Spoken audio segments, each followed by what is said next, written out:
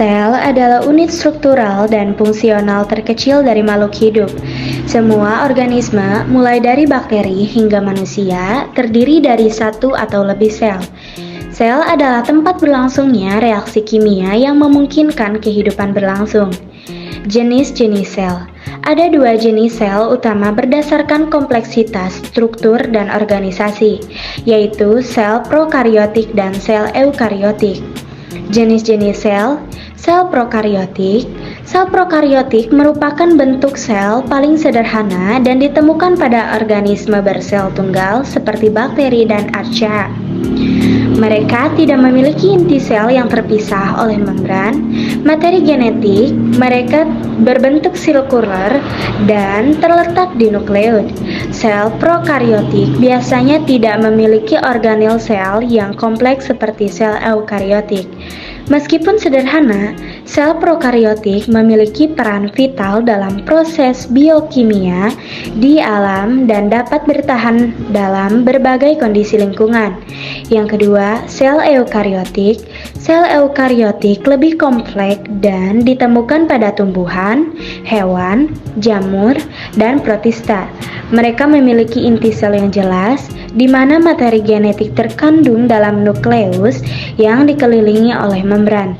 Sel eukariotik memiliki beragam organel, sel yang mengatur berbagai fungsi seluler, termasuk mitokondria, yaitu tempat produk energi, ribosom, tempat sintesis protein, dan retikulum endoplasma, yaitu tempat transportasi intraseluler. Perbedaan antara sel prokariotik dan eukariotik menunjukkan tingkat kompleksitas struktural yang berbeda. Namun, keduanya sama-sama penting dalam menjaga keseimbangan ekosistem dan kelangsungan kehidupan di bumi. Perbedaan sel hewan dan sel tumbuhan. Yang pertama, bentuk. Perbedaan pertama antara sel hewan dan sel tumbuhan terletak pada bentuknya. Sel tumbuhan memiliki bentuk yang tetap, sedangkan sel hewan tidak memiliki bentuk yang tetap. 2. Sitokinesis sel. Sitokinesis sel merupakan bagian dari proses pembelahan sel. Pada sel tumbuhan, sitokinesis sel membentuk lempeng mitosis, sedangkan pada sel hewan membentuk furrowing. 3. Lisosom. Lisosom merupakan organel sel yang berperan dalam pencernaan intraseluler. Pada sel tumbuhan, lisosom tidak ada karena tumbuhan tidak memiliki pencernaan. Namun sel hewan memiliki lisosom yang mengandung enzim yang membantu proses pencernaan atau pemecahan zat dalam sel hewan. 4. Pembentukan spindle. Perbedaan sel hewan dan sel tumbuhan juga terdapat dalam pembentukan spindle. Pada sel tumbuhan, pembentukan spindle bersifat anastral, sedangkan pada sel hewan bersifat amfiastral. 5. Ukuran. Perbedaan sel hewan dan sel tumbuhan juga terlihat dari segi ukuran.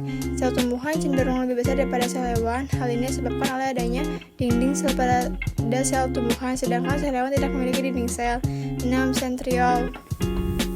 Perbedaan sel hewan dan sel tumbuhan lainnya terletak pada sentriol. Sel hewan memiliki sentriol, sementara sel tumbuhan tidak memiliki sentriol.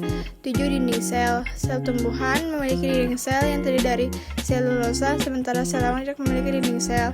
8. Asam amino. Perbedaan sel hewan dan sel tumbuhan lainnya adalah dalam sintesis asam amino. Sel tumbuhan dapat mensintesis sebuah jenis asam amino, sedangkan sel hewan hanya dapat mensintesis beberapa jenis asam amino. 9. Vakuola. Vakuola terdapat baik dalam sel hewan maupun sel tumbuhan, namun tidak semua sel hewan memiliki vakuola. Hewan uniselular rendah seperti protozoa memiliki vakuola. Sel tumbuhan memiliki vakuola yang lebih besar dan jumlahnya lebih banyak. 10. Plastida. Plastida adalah organel yang terdapat dalam tumbuhan dan berperan dalam proses fotosintesis. Plastida tidak ditemukan dalam sel hewan. Struktur sel. Yang pertama ada nukleus, memiliki fungsi sebagai pusat informasi sel. Selain itu, dalam nukleus terdapat DNA sel hewan. Adapun cairan padat dalam nukleus disebut nukleoplasma. Cairan ini sangat penting karena berfungsi membentuk kromosom dan gen. Yang kedua, membran sel. Bagian ini terdiri dari protein dan lemak, letaknya di bagian paling luar membungkus sel. Karena itu, keberadaannya untuk melindungi sel. Selain itu, membran sel berfungsi mengatur keluar masuknya zat dan menerima rangsangan dari luar. Yang ketiga, retikulum endoplasma.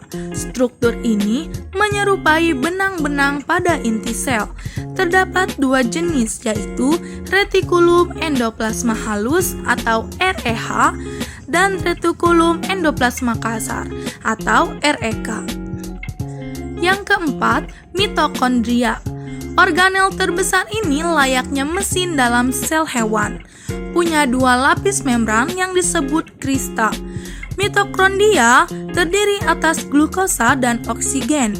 Glukosa dan oksigen ini membentuk energi, respirasi seluler, dan menghasilkan ATP.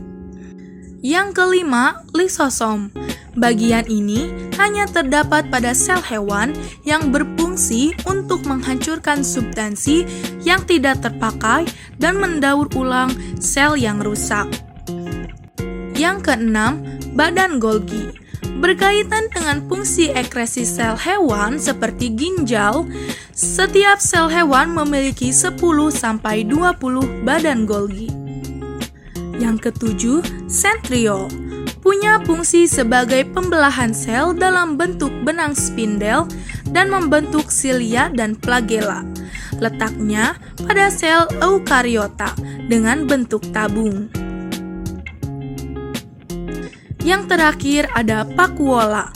Vakuola berfungsi untuk menyimpan cairan dan senyawa seperti enzim, alkaloid, lipid, garam mineral, asam amino, dan asam organik.